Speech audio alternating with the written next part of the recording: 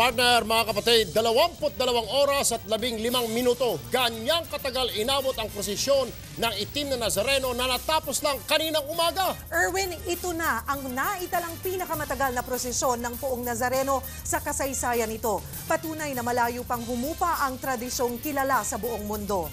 Pero bakit nga ba inabot ng ganito katagal ang prosesyon ng Poon? Kauna-unahan po ito sa kasaysayan. Ikwento mo, Naomi Dairit.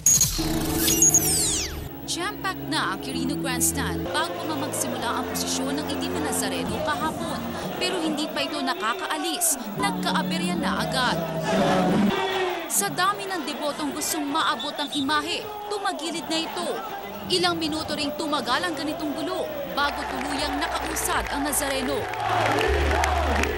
Pero mas lalong bumagal ang usad ng karosa nang kumalas ang tornilyo sa isang gulong nito bandang alas 11 ng umaga.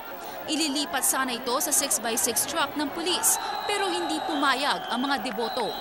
Bandang alas 6 na ng gabi, habang nasa loton pa lang ang posisyon, nasira ang isa pang gulong ng karosa.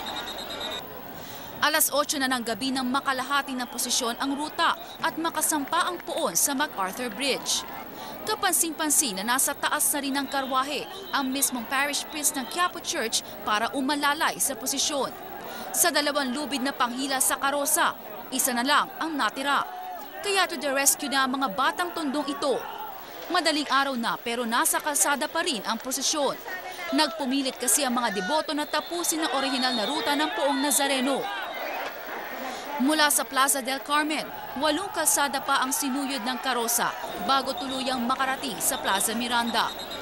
At makalipas ang 22 oras, ang pinakamatagal na posisyon sa kasaysayan ng Quiapo, naibalik na sa loob ng Quiapo Church ang itim na Nazareno.